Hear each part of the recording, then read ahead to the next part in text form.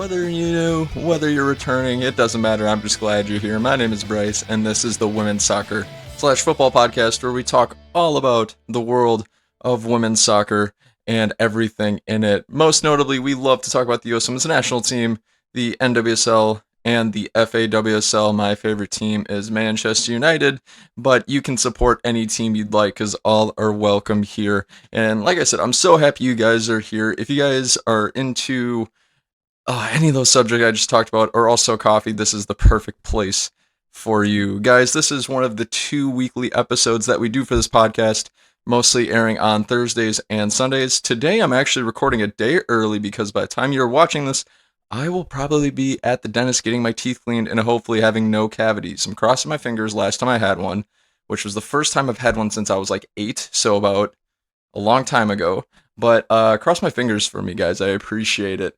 We've got a really good show for you all today, but first, before I get into that, just some house cleaning items. If you guys are new here and love this podcast, feel free to hit the subscribe button, share it with your friends, like, comment, hit the notification bell, because then it informs people just like you of this podcast and helps them find it a little bit more easily. And guys, if you also would like to listen to this podcast on the go, we are available in audio form now. Wait for it. We're available on Apple Podcasts. Thank goodness. I've been working on this for a few weeks now. Google Podcasts, Anchor, Spotify, and pretty much anywhere else where you listen to. If you can't find us where you like to listen to, just let me know. Send me a comment under this video and we'll get you squared away. And guys, also, if you would like to be found, or if you would like to consume this content on a more regular basis, we're also on many other social media platforms, including TikTok and Instagram, which I will link down below. So guys, like I said, we've got a whole bunch of other good stuff going on in the world of women's football this week. Jill Scott's been moving places, Steph Houghton's been nailing free kick curlers, and there's been doubt around the Tokyo Olympics. We're going to talk all about it all right here, but I won't keep you waiting. Let's get right into our segments for the day. For those of you who are new to the podcast, I usually break this down to a few different segments, first of which starts out with the featured content of the week. So, for this week, the featured content of the week is going to be my invitation and my encouragement to you guys to actually go onto Instagram and start following every FAWSL team, NWSL team, US Women's National Team, or any other players that you'd like. There's no better way to get your best sources of information than directly from the source, which includes these players and these clubs. So I invite you all. You will learn so much more just by doing that one simple task. So that is my recommendation to you. And plus, you will find some golden content out there. It's fascinating. All right, guys, so that was a bit of a cop-out for that first segment, but let me know how it goes. Let's jump into the second segment. The second segment is going to be our Women's Footballer of the Week. So in the last couple weeks, I've decided to pick multiple Women's Footballers of the Week, but for this week, I'm going back to just selecting one Women Footballer of the Week. For this week, it is going to be the honorable, the wonderful, the talented English central defender, Steph Houghton of Manchester City. Salute. So, the reason why I picked Steph Houghton was because this week against Brighton, one of the 2 FAWSL games that took place because of the snow emergency, but nevertheless, she had this beautiful free kick from just outside the penalty area. She used her right foot to bend the ball up and over the wall, hit off of the crossbar, and go directly into goal, guys. If you have not seen the goal, I beg you, please go on to the FA Player and find the highlights of the Manchester City and Brighton game. You will adore it and love it, and it's just fantastic. So, guys, for that reason, Steph Houghton is our Women's Footballer of the Week. Who's your Women's Footballer of the Week? Feel free to jump down in the comments below and let me know. All right, guys, so with the first 2 segments down and out of the way, let's get into the third segment, which is going to be, as you know, our weekly recap. This is just a recap of all of the things that I was able to keep tabs on going on in the world of women's soccer. For those of you who are overseas, I'm in America, for those of you who don't know, and call it football, I apologize. This is why I call it the Women's Soccer / Football Podcast, is so I can appeal to as many people as possible. But anyways, let's get into what's going on this week. So, for those of you who follow the NWSL closely, they just dropped some new fan gear. The new fan gear includes, wait for it, face masks. Okay, wait for it, and flannels. Guys, the NWSL is the most creative league I have ever seen in terms of attire and gear. I've never seen another league be able to do flannels. I'm waiting for the NWSL to come out with ugly Christmas sweaters next Christmas. If they have a suggestion box, you better believe I'm going to put my suggestion into that box for Christmas sweaters for next year. But guys, they've got flannels out for all of you who love those flannels. I saw they had green and black, red and black, and they also had black and white. And all of those are fantastic options if you're looking for something different to add to your wardrobe. I know Meg Linehan has certainly added to her wardrobe based on that new drop, so feel free to check it out on the NWSL website. Me personally, flannels aren't really my style, but hey, just because they don't work for me doesn't mean it won't work for you. You might just love it. What else is going on in the world of women's soccer? So I've got good news for all of you. Last week, I know a ton of WSL games were being postponed because of the snow, which that's a whole nother story entirely. In my opinion, that never should have happened. But anyways, player safety is number one. But so far this week, no WSL games have been postponed, so that's fantastic. Expect to see all of the games in a good amount of time and for a long time. So keep it locked and keep it in there. Okay, so speaking of that, Chelsea and Aston Villa actually made up one of their games today. I know they've both had quite a few games in hand. I mean, any team really does at this point in the season with the COVID-19 pandemic, with all of the inclement weather and things that have been going on. They were able to make up a game today, Wednesday, that's January 27th, which I forgot to set the scene earlier in the podcast, but I'm going to set the scene after our last segment, so thanks for sticking with me there. But let me double check the score of that game because that has huge implications for the league table. Let's see here. Yes, Chelsea did in fact win. They beat Aston Villa and have now climbed to the top of the WSL table. They have won 5 out of 5 of their last WSL League games, which, full credit to them, they've been on fire, and that has moved their goal difference up to 28, which moves them to second best goal difference in the league. Hang on, still looking for that score for you guys as of right now. Let's see here. Chelsea won by Aston Villa. Let's see, the BBC posted a good score. Sorry I didn't have this up earlier, guys. I was in a bit of a rush today. They beat Aston Villa today by a scoreline of 4-0. So wow, it was a pretty convincing win, it looks like. My money's betting that Fran Kirby probably scored, and so did Sam Kerr, maybe even Pernilla Harder. But nevertheless, guys, I will probably break that down in the Sunday episode of the podcast. But here, with that result, is what the WSL table looks like. In first with 2 games in hand, we have Chelsea Women's Football Club with 29 points. In second place, we've got number 1 in my heart, Manchester United, with 1 game in hand, tied at 29 points, but are behind on goal difference by 9 goals. Moving into third place, we've got the Manchester City Women's Football Club with 2 games in hand at 24 points. Going down to the top 4 outside of Women's Champions League qualification, we have Arsenal with 2 games in hand at 23 points. And they have the number 1 goal difference in the league, for those of you who didn't know. It's plus 30. Wow, I know, I'm impressed as well. Number 5, Everton with 17 points, 3 games in hand, so they've got quite a bit of games to make up. That can make a big difference going down the stretch. Moving into 6th place, we've got Reading, no games in hand at 15 points. 7th place, we've got Tottenham Hotspur with 3 games in hand at 12 points. And 8th place, we have Birmingham City with 10 points, 3 games in hand. I forgot to mention, I think that Tottenham also have 3 games in hand, but that's just a side note. Number 9, in 9th place in the WSL table, we have Brighton of Albion with 1 game in hand at 9 points. Then in 10th, we have West Ham's United at 7 points with 3 games in hand. In 11th, we've got Aston Villa, who just lost today to Chelsea, like I mentioned earlier, by scoreline of 4-0, with 7 points and 2 games in hand. And last but not least, Bristol City in 12th place with 2 points, 2 games in hand. So that's how the WSL table is sort of shaping up. I'm still holding out for my favored Manchester United to win it all this year, to go to the top of the league glory in just their first 3 seasons of existence. It would be something remarkable of a Cinderella story, and I hope that we all get to see it soon. So that is the WSL result of the day today. But speaking of the WSL, Everton actually just gained a new player last week, and this is my fault because this happened. It was a pretty big headline, and I neglected to make a video about it. My apologies, or mention it in the last podcast episode. I've had 2 opportunities to do that now, and I missed them both. But nevertheless, Jill Scott is going on loan from Manchester City to Everton for the remainder of the 2020-2021 season. So that means she will be there till the end of this season, helping Everton out, hopefully make a Champions League spot. They have not been in very fine form as of late. I believe they lost their last 4 out of 5. Let me fact check myself on here. I'm sorry, they've lost their last 3 out of 5 in all WSL fixtures. I think this is a great move for Everton because they could use some world-class midfield experience, which Jill Scott can provide.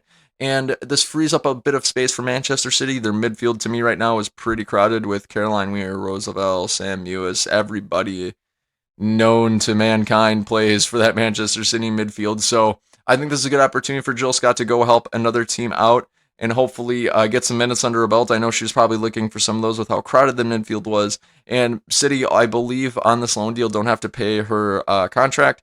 The Everton Football Club will do that while she is away. So it makes financial sense. It makes roster sense. And I think for Everton, this is definitely a boost to their morale as well. So I'm hoping Jill Scott goes over to Everton and does some phenomenal things. I believe she'll be making her debut with the club this weekend. So stay tuned for that. If she already did make her debut and I just missed it, I apologize. And I'll have to go look up those highlights later. I don't believe she made her debut last week, though, because of all the games that were canceled. That's right, because I think I think Everton and Tottenham were going to play each other. That was my game of the week, and it got postponed. It was a bummer, but I digress. That's what's been going on in the WSL. And one more thing on the WSL, actually. Speaking of my favorite Manchester United squad, I have some bad news for all of you fellow Manchester United fans. Tobin Heath has picked up what seems like a pretty extensive injury. That is right. So over the weekend, I was watching the game. Obviously, Tobin Heath was not in the squad. No surprise there, but the fact that she wasn't even on the subs and she was only in the reserves, I'm like, this is probably something a little bit more involved. Turns out somebody on Instagram had a really good eye and noticed that Tobin was wearing a pretty large boot on her right foot, I believe it was. And I think Casey Stoney, the Manchester United manager, was interviewed after the match, and she's like, yeah, she'll be out for a while. She didn't say how long, she just said for a while. I'm assuming this means a month. I'm assuming, don't quote me on this, I'm just assuming it means probably a month. So that's a big hit to Manchester United. They've been on a roll this season. Tobin Heath, I would contend, is probably one of the WSL players of the year thus far. She's been absolutely mint on both sides of the ball. She has been an icon in Casey Stoney's famous high press. She's been scoring goals like crazy, and she's just been performing great. So it's a bummer to see United lose that asset for an extended period of time. It's already been 2 weeks, so there's that. But hopefully she will be back up in spirits soon and will heal, and we wish her a full and speedy recovery. All right, guys, so 2 more last notes of the weekly recap. The New York Times actually published an article earlier this week, or actually, I'm sorry, earlier last week, talking about some uncertainty about the Tokyo Olympics taking place this summer. So as some of you may know, last summer in the 2020 Tokyo Olympics, they were postponed to 2021 because of the coronavirus pandemic, which makes a ton of sense because don't play during a pandemic. But nonetheless, there has been some speculation about whether or not Japan is actually still going to host the tournament for this summer or just cancel it altogether. There's also been murmurs about other countries maybe hosting at last minute, but that is a big undertaking, so I find that lowly likely. I have been asking myself, will they do it? What's all at stake? What's the alternative? It could be anything at this point. I mean, I can't imagine. Let me just say this: player safety is always number one, right? Player safety and health is always number one, but at the same time, there's other just considerations for some of these places. Like Japan, for example, has spent billions and billions of dollars trying to get the place up and running. So if they can do it safely, I imagine they will. But if not, who knows? Maybe they won't have the Olympics this summer. I hope they do, if they can do it safely, of course. But if they don't, it'll certainly be a bummer. And I wonder, actually, this is an interesting thought.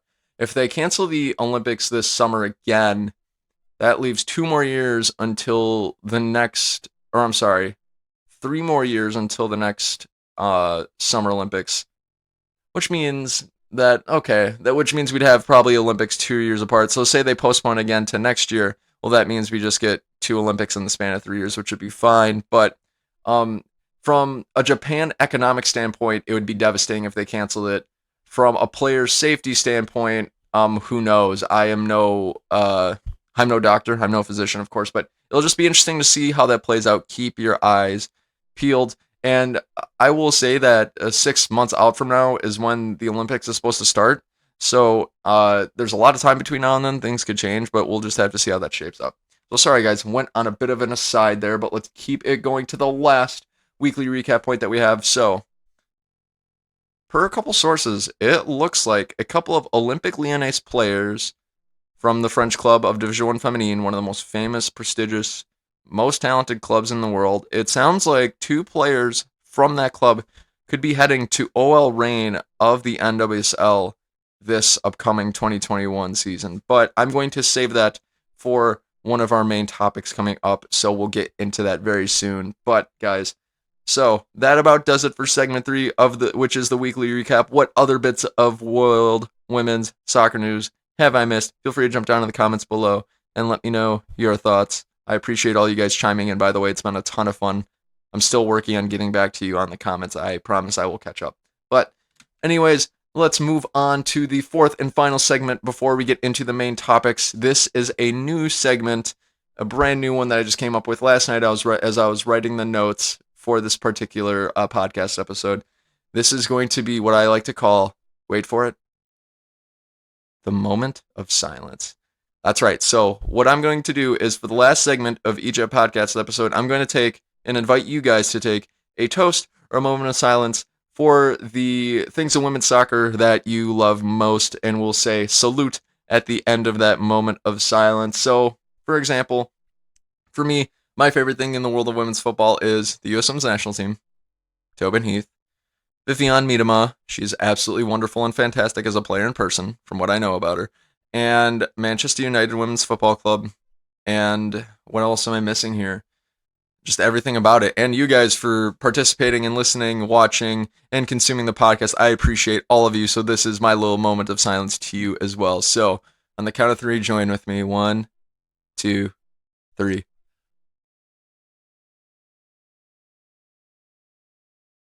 Salute. All right, that feels good, guys. Thanks for participating in the moment of silence. What are your favorite parts about women's soccer? What did you take your moment of silence for? Feel free to jump down in the comments below and let me know what you chose. All right, guys. So that about does it for the 4 big segments for this podcast episode. Let's get into our main topics. But before I do that, I am going to set the scene for the podcast episode because I forgot to do that when we started. But guys, so what I like to do is before every podcast, I like to set the scene just to give those of you who are listening on audio and maybe those of you who are watching on YouTube and otherwise just more of a glimpse into the world at which we're recording this podcast. So it goes something like this. It's Wednesday, January 27th of 2021. It is 4:42 p.m.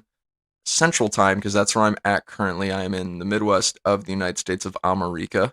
It is bitterly cold out now. Yesterday here where I'm at, it snowed 5 to 9 inches. I think we got 7 at the end of the day. Driving was really, really horrifying. I shouldn't have left the house that day, but I did. Don't worry, I'm fine. The temperatures have dropped to like single digits. It's like 10 degrees out right now. So basically, every chance I get to grab a hot shower, I do. Whenever I come home every day, I instantly jump in the shower for like 40 minutes.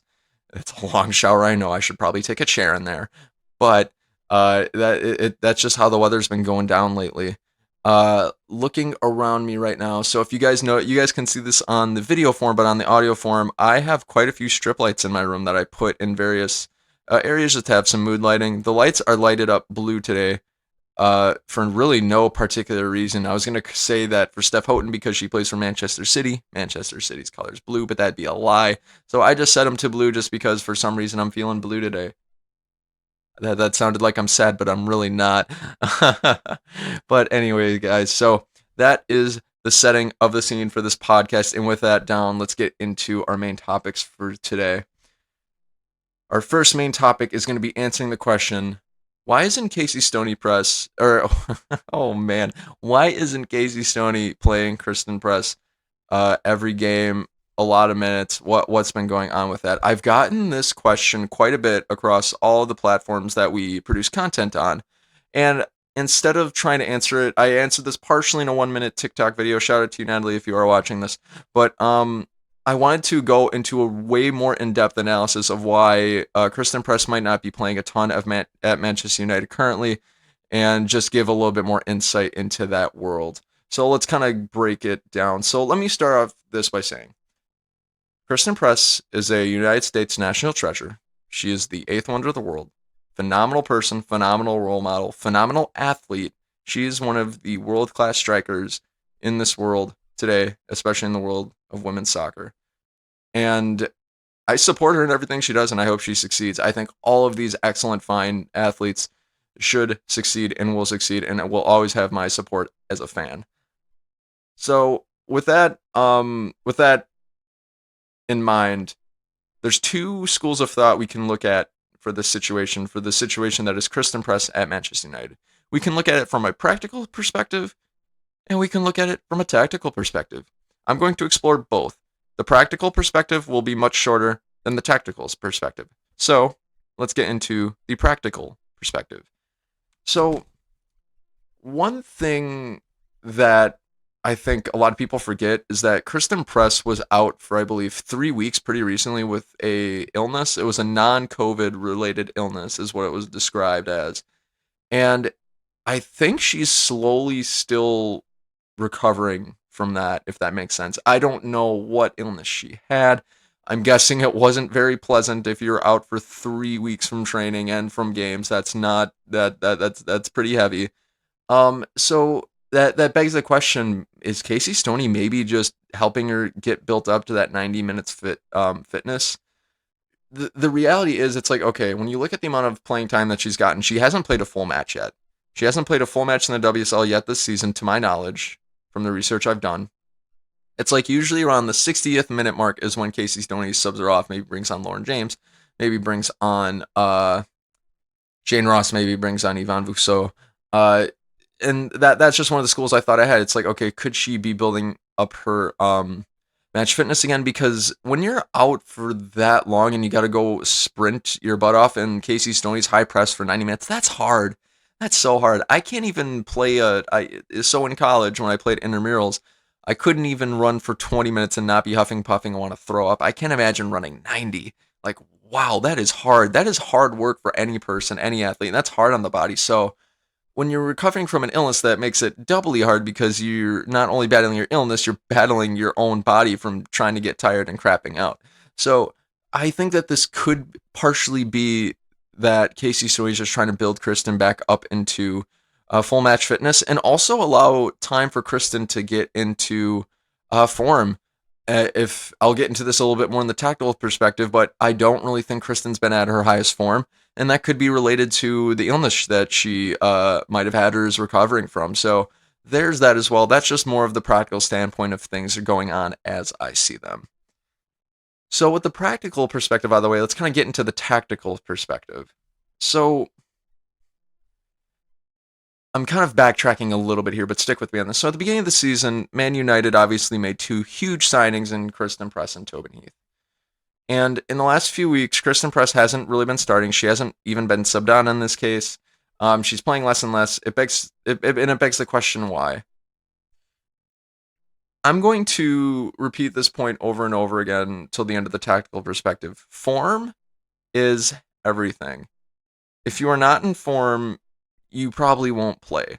So how does this apply to Christen Press? Well, let's break it down a little bit from a statistical perspective. Christen Press, to my knowledge, has played over 300 minutes of WSL minutes. In that time, she has scored 1 goal, had 0 assists, and 3 bookings. That's 3 yellow cards. So at this point, she's got more bookings than goals, which if you're only scoring, as a striker, if you're only scoring 1 goal in 3.5 games, no matter what team you're really playing for, to me, that's just a sign that you're not really in hot form right now. You're not the hot hand on the team. You're not in that phase of an athlete where you're like, I am just hitting everything on the sweet spot and I'm doing very, very well in every game. That's a very common concept in the world of soccer slash football, is that you have to play the players that are on form, those who are really feeling themselves, those who are really performing to a high level. With the numbers I just laid out, you would argue that Christen Press isn't really in form right now. In over 300 minutes since she started at the club, I mean, we're talking months now, only one goal. That's not enough to be starting really on any team or to really convince a coach that you're in form. So the reality is that Christen Press just isn't really in form right now, and therefore, should she really be playing? I would contend probably not. And here's also some additional context as to why. United, as of this morning, forgetting about the Chelsea game that took place this afternoon, United was in first. They had 29 points. They had 2 games in hand, but they were only leading the league by 3 points ahead of Chelsea, who have 3 games in hand. So there's a lot of points that Chelsea could make ground on, and Chelsea has been on fire lately. So the top of the table is really, really tight. And the worst part about this for United's case is that they have, out of the top 4 teams right now, the worst goal differential. They only have 19, which I know only 19. Yeah, that's really good for any team. But it's just other teams are doing it even better. Chelsea right now is at 29 goal difference. City is at 27. Arsenal's at 30. So if at the end of the season, you're tied on points, and the way things are going at United right now, they probably won't win the league on goal difference. So you have to get as many points as you can. And with that in mind, every point counts. And if to get those points, you got to score goals. That's just the reality. That's just the end of the day. If any player, if any of your strikers, any of your forwards are not in form, whether or not they're Christen Press, because Christen Press has a lot of notoriety, she has proven tried and true as a forward in the world of women's soccer against the toughest competition. But if you're not performing under those types of stringent conditions where you have a lot of expectation, a lot of stakes riding on you and on the squad, you're not gonna play, because it's the manager's job at the end of the day to put the best 11 she has out on that field for the club to succeed and for the club to win trophies and titles. And as of right now, with the form that Kristen's been in, that's just not, it's just not the case for her right now. It's just not going her way right now. I'm not saying, I want to be clear about this, I am not saying Christen Press is a bad player. I'm saying quite the opposite. Like, Christen Press is one of the world's best, but the reality is she's just in a funk right now and she's not performing. Therefore, it's Casey Stoney's job to be unbiased, to be objective, and to take action. And I think that's just what she's doing, and that's why Christen Press really hasn't been playing as much. And on the other hand of that point, it seems like Casey Stoney has put in a ton of other strikers, and she seems to be experimenting. She mainly seems to be putting in Lauren James. Now, I've got to give full credit to Lauren James in these last few games. I did not rate Lauren James very highly at the beginning of the season. I thought she was wasteful. I didn't think she showed a ton of promise.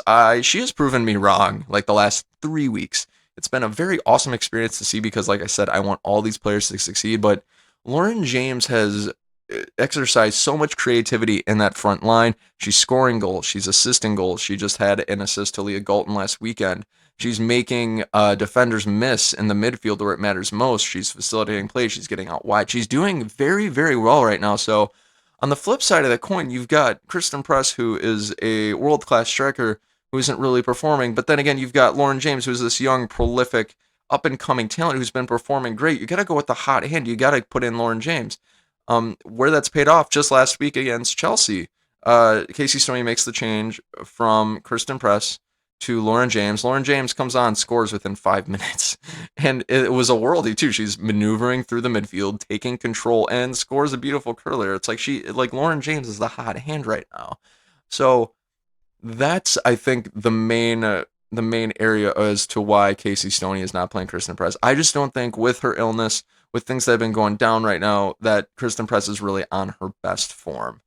And at the end of the day, guys, it all comes down to form. Form is everything.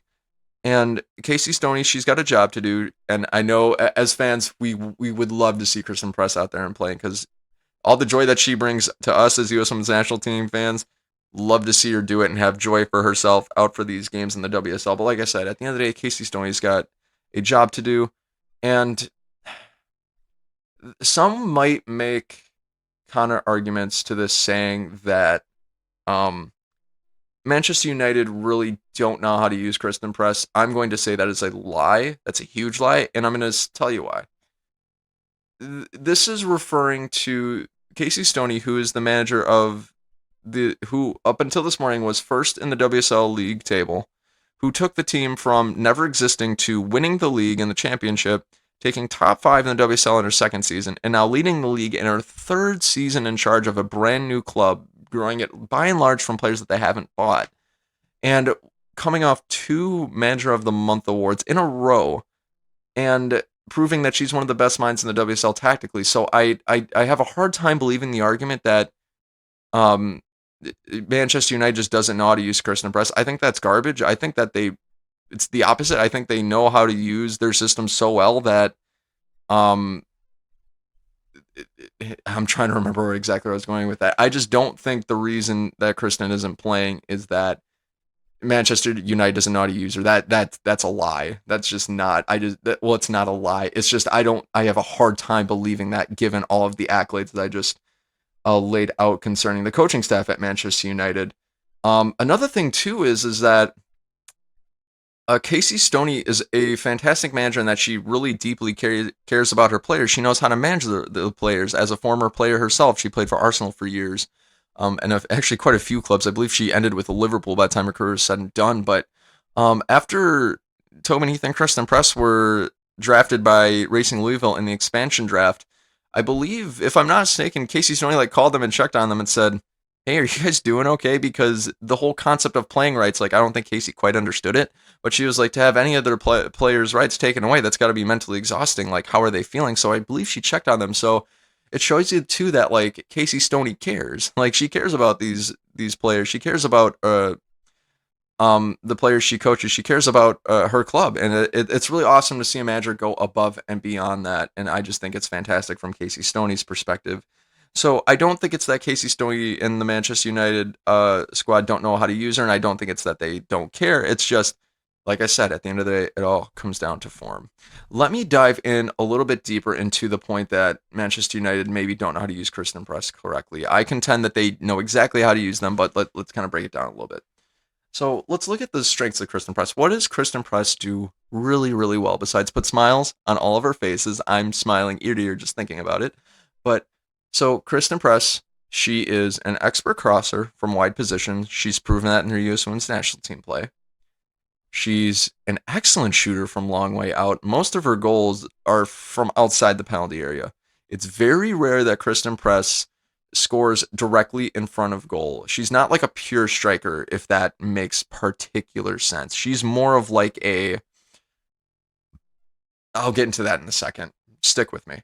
She can dribble out of really tough situations. I've seen her get into some situations near the corners where she dribbles out of and puts in a cross and has her teammates scored. It's amazing. Going hand in hand in that, she's really creative. She's got an excellent right foot that she can shoot with and that she can cross with.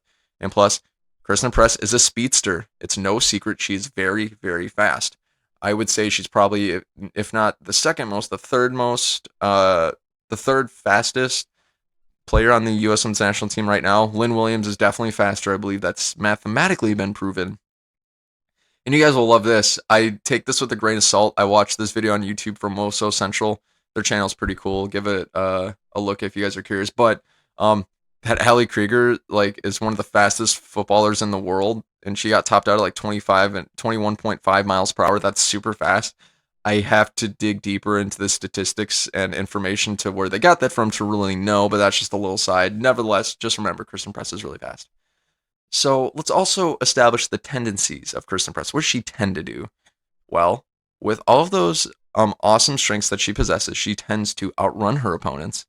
She tends to provide really great service to goal scarers from wide areas, also from corner kicks, free kicks, etc. The like. She provides really excellent assist and service from wide areas.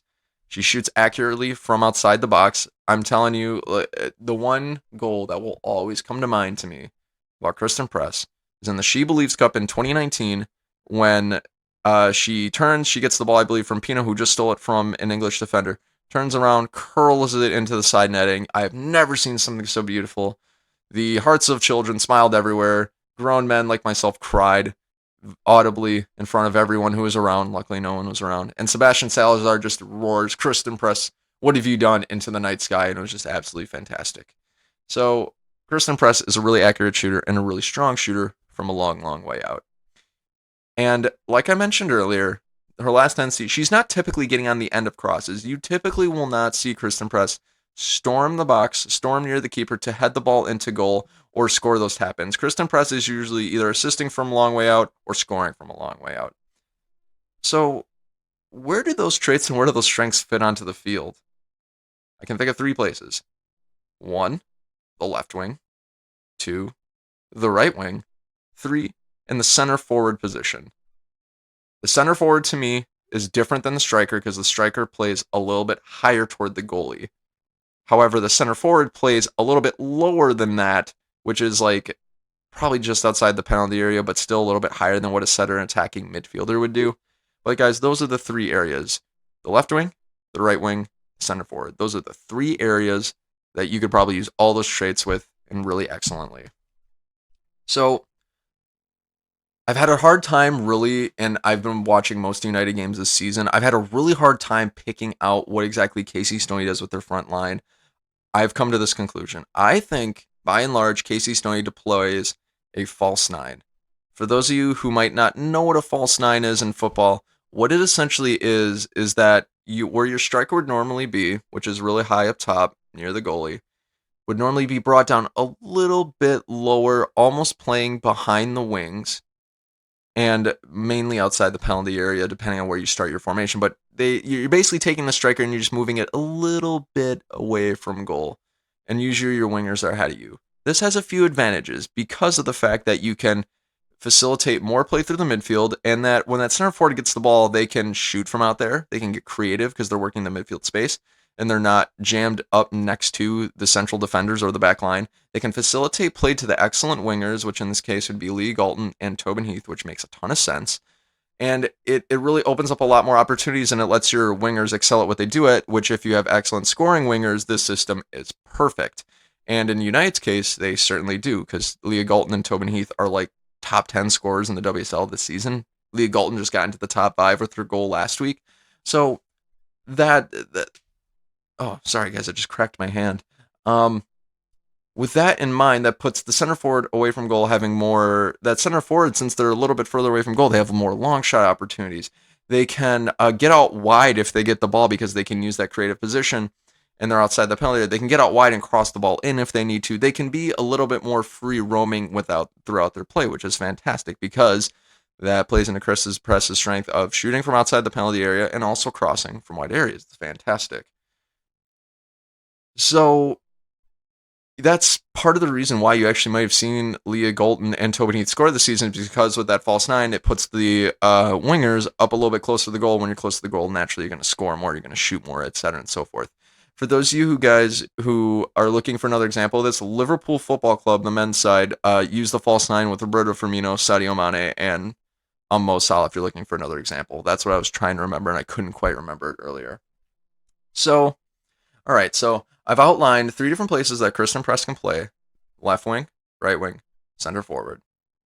So I've heard a lot of people say, okay, Christen is a winger through and through no matter what, which with the tendencies I laid out, that would make a ton of sense why Christen Press would certainly be a winger. She's fast, she's prolific, she's really excellent at crossing, she can score from a long way out. She's not really the person who's going to score inside the penalty area, she's going to score and be threatening from outside the penalty area. Makes a ton of sense, right? Well, in Casey's, and plus she's right-footed too, so in Casey's system, it would probably make a ton of sense to her to play on the left wing. Naturally, that would work because then she's got the shooting angles too. However, there's a problem. Everything comes down to form. Who's playing on the left wing for Manchester United right now? A top 5 goal scorer, just coming off of a WSL Player of the Month award, Leah Galton. Leah Galton is your left winger who's been playing out of her mind this season. She's arguably one of the best wingers in the WSL this season. So in order to make a case for Christen Press to overtake Leah Galton, Christen Press has to be in form and playing out of her mind. She's got to be playing out of her mind. She's got to be one of the best players in the WSL. With 1 goal in over 300 minutes, that's not going to do it. That's just straight up not going to do it. So, and plus, full credit to Leah Galton too. Leah Galton, I love Leah Galton. I love all the Manchester United players, but with that in mind, that's not enough to overtake Leah Galton on the left wing And from what I know about Leah Galton, I don't think she'd serve as a great center forward. That's a whole nother topic of debate. But that pretty much does it for the left wing. So we can't put Press on the left wing. It all comes down to form. So the next thought, well, if not on the left wing, how about the right wing? Well, here, Christen Press can still use her speed to outrun, take on her opponents with her creativity and dribbling. She can cross from really wide areas into the box, which she's proven time and time again she's really, really good at. But who's on the right wing? Tobin Heath. Tobin Heath, who has been arguably one of the WSL players of the year this year, world class, tried and true, proven on every big stage imaginable, is playing on your right wing, and she's been on form. She's been killing it this year. So when you've got 1 goal in 300 minutes against potentially one of the WSL players of the year, that's not enough evidence to overtake and play Christen Press over Tobin Heath in that spot. So that about takes care of it from for the right wing as well. The one thing I will say, though, if Christen Press, and this is just another strength, since she's speedy as she is, she would do really well in the high press. But I would argue that Tobin Heath is probably the greatest high presser in the world of women's football today, so there's also that in mind. And I've heard some counter arguments to this lately saying, well, Tobin Heath's kind of been out as well, and that's a fair argument. Tobin Heath has been out, but when you're like I said, it all comes down to form. With the form that Christen Press has been on lately, I still think the likes of Kirsty Hansen and Ella Toone, who have been scoring, because Ella Toone just played the right wing last week and scored, and she scored more goals than Christen Press this season, proving Ella Toone and Kirsty Hansen are in higher form than Christen Press is, therefore should be playing on the right wing. So Christen Press has a lot of competition on that right wing, and with her form, she's not out competing them right now, so that takes care of the right wing. So guys, if she can't play on the left wing, I'm not saying she can't. I'm just saying follow me here. If the left wing is out and the right wing is out, and Casey Stoney's front line, where does that leave you? It leaves you in the center forward position, which to me fits absolutely perfectly. I think it fits better than the wings, to be honest with you, because here's why. From that spot, she can use her ability to maneuver through the midfield. She does a really great job at receiving balls from the midfield in wide areas at that particular area of the pitch. She can get out wide to cross the ball into who's ever open, whoever is willing to get on the end of that cross, which a lot of midfielders and Leah Galton and Tobin Heath have certainly proven to do really well at that this season. She can shoot from a long way out if she's got no other option. She's proven time by time again she's really, really super accurate with that, and she can be trusted to do those things. And she can also help Casey Stoney in her high press. Her, Galton, and Tobin Heath could just invade the entire back line. They did a really good job against this with Chelsea, where Chelsea would be throwing away the ball pretty much on every goal kick because the high press, no pun intended, was just really, really unrelenting. So there's that as well. So she fits perfect right there, and I think that's where Casey Stoney's been trying to put her. But here's the issue. Form is everything. 1 goal in over 300 minutes. I'm sorry, I feel like that's kind of overkill. I keep repeating that stat. But form is everything. And if you're just not performing well, the manager just likely won't put you on the team sheet, and I just think that's all what's happening here. Full credit to Lauren James, though. Like I said earlier, she's been performing very, very highly. I absolutely love Christen Press. It's just right now, I think what's going to happen is Christen Press just needs time to find her form. She is a world-class player who's capable of producing some amazing goals, some amazing worldies, as we'll call them, for her clubs, and she can do some great things. It's just with, perhaps, this is speculation, perhaps with the illness, perhaps with traveling overseas, adjusting to a new league, and then on top of that, not playing very well, it's very draining, and your form just kind of suffers, at that as time goes on. So at the end of the day, guys, form is everything, and if you're not performing well, you just won't play, and that's just what's been happening here. Just Christen Press hasn't been playing at her very best. It happens to all athletes. It's very rare to run to an athlete where they'll have a season where they didn't play very well. They just had a bad day at the office. I think that's what's truly going on here. Which, don't fret, all of us as the fan base coming together to provide support. I'm sure that greatly helps these players, and I'm sure they appreciate it because they're fantastic people. They're fantastic role models. It's just, when it comes down to a footballing perspective, at the end of the day, you've got to perform if you want to play, and Casey Stoney's got a job to do. Win football matches. So if she doesn't think that Christen Press can help them right now. That's okay. She'll just have to put somebody else on the field until Christen Press can. So I think that's what Casey Stoney's been doing.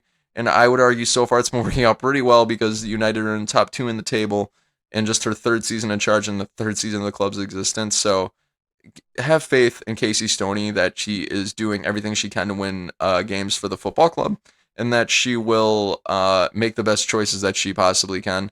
And until then, we'll just have to be patient. We'll just have to let Christen Press recover, get back to form. She'll find that space, don't worry. It'll just take time, encouragement, and just, I say time heals all wounds. I would contend that that's absolutely true. So, with encouragement and support from fans just like you, I think she will get there in no time. All right, guys, that was a pretty long segment. What do you guys make of the situation of Christen Press at Manchester United? I think she will find her form pretty soon, but feel free to let me know. Jump down in the comments below and let me know your thoughts. And all to the best to Christen Press and all of my fellow Manchester United fans as we hopefully take number 1 in the WSL table this year. So, guys, I appreciate you sticking with me for that through that first main topic. Let's get into the second main topic. The second main topic is one I hinted at during the weekly recap, which is some OL players that's Olympic Lyonnais might be coming to OL Reign for the 2021 NWSL season, which I'm shaking just thinking about it. I'm so excited. So, per Jeff Kassouf and Meredith Cash, I found this out on Twitter. Twitter's becoming a really good source of information for women's soccer. I don't know why. I'm cool with it, though. But according to the two of them, between the two of them, at least the information I got, there are 3 players in question that could be going from Olympic Lyonnais to Olympic Reign. Sarah Bouhadi, the French goalkeeper. Jennifer Murelson, the German midfielder. I believe she's an attacking midfielder. I probably butchered her last name too, so I'm sorry, guys, if you know how to pronounce her name and I mispronounced it. And then third, Wendy Renard, who is a defender. I would argue she's a holding midfielder, but that's a whole nother topic for another time. It looks like 2 of them are going to be headed over to OL Reign in the future. Apparently, for those of you guys who don't know this, Olympic Lyonnais owns an NWSL team. That NWSL team, like I said earlier, is Olympic Reign. And what this essentially does is it creates a ton of flexibility for the Olympic Lyonnais club in that they can send players between the clubs at will, essentially. So that this is where that is coming into play. It's almost the concept of a feeder club, right? One club owns a ton of other smaller clubs at which they derive from, and they might ship their players over to them. So that's kind of what's happening here.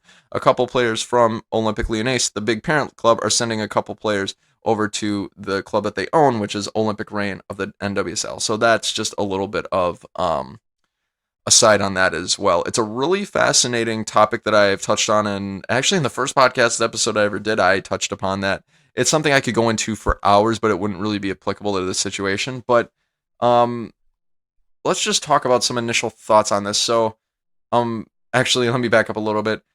This is baked into the players' contracts for Olympic Lyonnais, which I thought was really fascinating. I believe there must be some clause on their contract that says if Olympic Lyonnais decides to ship you off to Olympic Reign, since this is the parent club and that is the child club, you have to go. It's baked into their contract. That's just kind of how it goes, that they can do that. So I've never looked at these players' contracts, don't get me wrong, but when it's coming from a source like Jeff Kassouf, I rarely have any qualms with that, so there's that. But however, overall thoughts.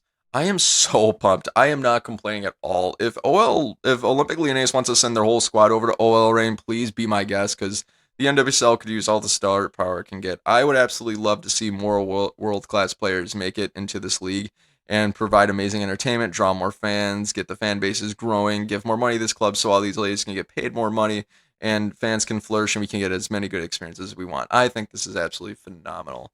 And I'm looking forward to seeing them play this NWSL season if it ends up going down, because, of course, we hear a lot of reports, we hear a lot of things. Sometimes things just fall through, but however, it sounds like this is becoming more of a reality by the day.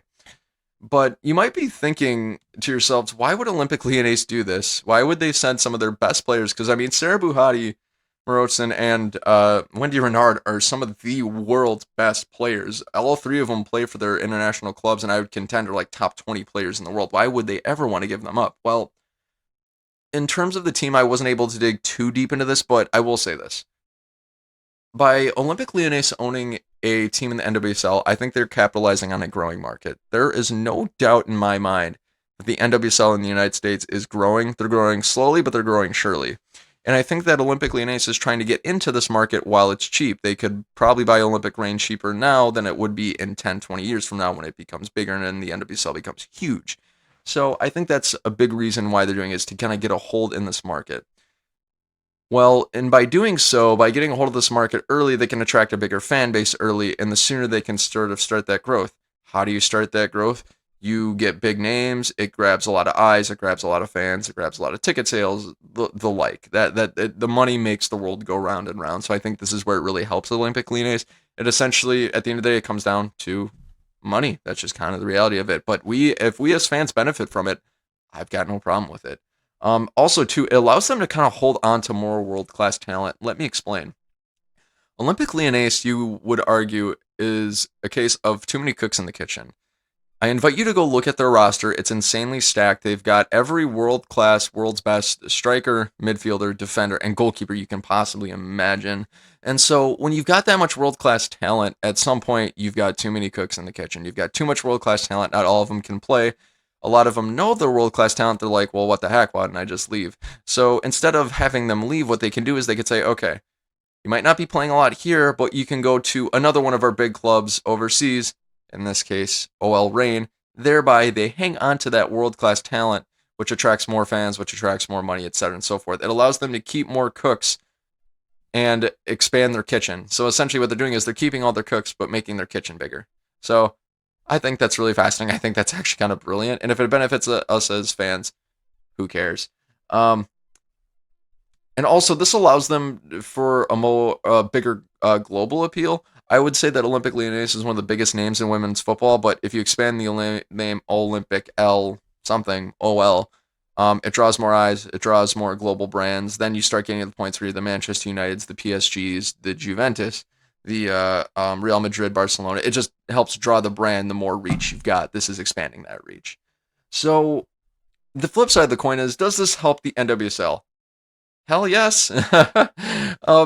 You get to see more world-class players. I've already kind of touched on this a little bit, so this might be overkill, but it gives more competition in the league. It makes it a lot more competitive. It makes it a lot more exciting. I don't know about you guys. I'm really sick of Portland and the North Carolina Courage dominating the league each and every season. It's getting old. I'm excited for new teams like the Houston Dash, the Chicago Red Stars of the world to start making up-and-coming runs and start winning the league because, man, I'm so tired of seeing the Thorns and the Courage just dominate and world beat every year. It's insane. And the good part about this is it's like, okay, this really contributes, I believe, to the NWSL growing as a whole. For those of you who don't know, I could make a thesis paper on this, but the NWSL is adopting this strategy where they're trying to grow slowly over time. They're trying not to overkill it. They're not trying to grow too fast. If you guys remember, years ago, we used to have the WPS, which is the Women's Professional Soccer League, I think it was. And what happened is they gave players too much money, and they built too big of stadiums. They just went too big too quickly. And when you do that and you don't have the fan base or the money to back that up, the league naturally runs out of money and it folds. So the NWSL, I think, is taking the right approach and slowly growing the league over time, thereby incrementally increasing the amount of money the players get paid, the amount of money that's exchanged amongst clubs, the amount of money that they can go out to overseas players and buy. It's slowly growing over time, and I think that Olympic Lyonnais sending players from their club to Olympic Reign in the NWSL is just excellent support for that. It's slowly growing the league over time because you're increasing the talent in that football club, and it makes more contenders, and it's really, really exciting. So if I had to sum it up, guys, I think this is absolutely fantastic for the NWSL and for all parties involved. But I want to know, what do you guys think about this going on? Do you think it'll still happen? Do you think it's just mumbo jumbo? Feel free to jump down in the comments below and let me know what you think. All right, guys. So with the second main topic out of the way, let's get into the third and final main topic of the evening, which is going to be, drumroll please, the FAWSL Match Week 14 preview. That's right, guys. We are coming up on another match week in the WSL. It is amazing that we're 14 weeks into it because I swear league play just started up like yesterday in September, or was it October? I can't remember. I just remember being warm out 5 minutes ago, and now it's 10 degrees and snowing where I'm at. So there's that. But let's get into the fixtures. What have we got going on this weekend? So First match of the weekend is going to be a little bit more of a low-key one. We've got Bristol City and Brighton Hove Albion. I have got Brighton Hove Albion winning by a scoreline of 2 to Bristol City's 0. Reason being is Bristol City, and poor Bristol City, I feel so bad for them. Raise my glass to them because they've been having a rough go at it, but their goal difference right now is at minus 43, and they're only at 2 points with 3 games in hand. It's not looking good for them this season, guys, and they have had trouble scoring as of late. I don't think that'll change this week. I think Brighton will handle them pretty easily. Moving on to the second game, Chelsea and Tottenham. I think this is going to be shaping up to be one of the most interesting matches of the weekend. However, I've got Chelsea winning this one by a scoreline of 3 to Tottenham's 1. Reason being, Chelsea have won the last 5 out of 5 in league play and have beat some of the top teams in the league, Manchester United included. Breaks my heart, I know. For those of you who are on audio right now, I'm slowly making a shape of a heart with my hands and breaking it in half into 2 because I am just crushed as a Man United fan. But that, nevertheless, why am I predicting that scoreline? So, like I said, Chelsea on fire, last 5 games. Tottenham are on a 3-game win streak in league play. I think they'll give Chelsea a little bit of trouble. I don't think they'll win. I think they will give Chelsea a little bit of trouble and they'll score a goal. But with how overpowering Chelsea's been lately, I just don't think Tottenham will be enough for them. So that's the main reason. Next scoreline. This is going to be another interesting one. Aston Villa and Arsenal. I have Arsenal. Wait for it. Winning. I've got Arsenal winning this match by scoreline of 2 to Aston Villa's 1. It's no secret that Arsenal Football Club has had a lot of trouble in recent weeks in the WSL, which bless the players' hearts because I've been hearing Joe Montemuro's been doing some very questionable things, saying some really questionable things. It's a very Jose Mourinho-esque sort of situation. You know, you're alienating the players, you're a little outspoken in the media, you're attracting a lot of attention. It's just not good for anybody at the club, players included. So I feel bad. I think the players are battling a lot right now. Really strange things have been looming at the football club. Like I said, I'm not an Arsenal fan, but this is just what I've been hearing, what I've been reading, what I've been seeing. Shout out to you Arsenal fans who have been having to put up with this stuff because it can't be easy. But I think at the end of the day, Arsenal is the more talented and organized side, and I think that will show in this particular game. Aston Villa's in the bottom 3 right now in the entire league, and I don't anticipate that'll change. However, with Arsenal struggling, I think they will have a hard time winning this game, which is why I have the scoreline so tight. So scoreline, Arsenal 2, Aston Villa 1. Villa's proven to crumble against stronger opposition too, so that's one thing to keep in mind. All right, guys, so moving on to my favorite team, Manchester United, sorry, I got excited. 1 second. Going on the other side of the city. We have Manchester City and West Ham United playing against each other at the weekend as well. Manchester City will win this match by a scoreline of 4 to West Ham's 0. And Manchester City have proven week in and week out to just absolutely boss weaker teams. Brighton and Albion, they just beat them 7-1 at the weekend, last weekend that is, for match week 13. And it's just so consistent, and I'm like, why would that change this week? I actually think my scoreline is a little conservative. I think my scoreline should probably be scoreline of Manchester City 6, West Ham 0. I'm actually going to change that in this article right now. I've got Manchester City winning this game by scoreline of 6 to West Ham's 0. West Ham are in the bottom 3, I believe, as well, and they haven't been performing very well this season. I will say they did perform well against Chelsea weeks ago, but Manchester City has just been performing so great that I can't count them out to have a crazy good scoreline. So there's that, guys. Manchester City's goal differential will be number 1 in the league by the time this week is said and done. Now, moving on to my game of the week. Now, there's a little bit of bias in here, but I still contend two top 5 teams playing against each other in the same week calls for a game of the week. It's going to be Manchester United facing off against Everton. My scoreline prediction for this is going to be Manchester United 3, Everton 1. I believe Manchester United are still going to feel the effects of losing to Chelsea a couple weeks out, and I still think they'll have that chip on their shoulder that they'll carry with them the rest of the season. I think Casey Stoney tactically has been masterclass in recent weeks, is going to deploy that for this particular match and continue that momentum. On the flip side of the coin, Everton, they have been really, really struggling in the last 5 weeks. Like I said, in their last 5 matches, they've only won 1 time and they have lost 3.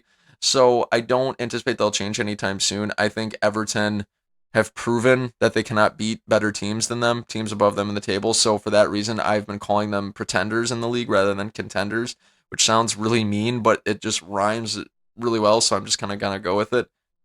But I hope that they succeed. But in this case, I don't think that'll be it for them. I think Manchester United will win this one by a scoreline of 3-1. And one other thing to note too is I think Manchester United have a lot more to play for in this match. They are second in the league on goal differential to Chelsea. So, like I was saying earlier about my main topic about Christen Press, every single point matters. And Manchester United, if they want to compete for a title, have got to win week in, week out. So I think they're going to be the more, for lack of a better term, desperate team here in this match. Let me take a breath here. Well, guys, so that'll do it for the third main topic. What is your FAWSL match of the week this week? Feel free to jump down in the comments below and let me know. And guys, if you would like to watch FAWSL games and have no idea how to, I want you to download 2 apps. I want you to download the FA player. That's the FA player. Go onto the iOS or Google Play Store, download that app. You will get any WSL match for free, and you get a whole bunch of other content and fun shows too. I was just watching the warm-up show last night. I forgot what the hostesses' names are. They're fantastic, though. They're a ton of fun. They interviewed Georgia Stanway the other night, and it was just so much fun to hear their banter, hear them talk. I highly recommend checking that out. And also, I want you to download ATA Football. That's ATA space football. That also gets you access to most WSL big matches and also Division 1 feminine matches as well. All the more of the big ones like the Bordeaux's, the Olympique Lyonnais, the PSGs. So those are 2 apps that will help you out greatly. All right, guys. So that brings us to the end of the podcast. And before I go, I just want to say thank you so much for sticking with me and for this long and listening. I've been having a ton of fun making this. I hope you guys have enjoyed it as well. I appreciate you guys participating in the fandom and putting in questions, comments, and other things down in the comments. So feel free to keep that going as well. A few more housekeeping items. If you guys would like me to answer questions that you have about the league, just the world, about the women's soccer in general, and want them featured on this particular podcast, I'm going to link a Google form down in the description below that will allow you to go ahead and put in the question that you have for the podcast. So as long as it's appropriate and applicable, I will be happy to answer it, but feel free to check that out. So guys, that'll do it for this episode of the Women's Soccer/Football podcast. I hope to see you on my other platforms that include TikTok, Instagram, and the like, which I'll link down below. And I hope you guys have a phenomenal day, and I thank you for sticking with me. So until the next Women's Soccer/Football podcast episode, I've been Bryce, and as always, have a great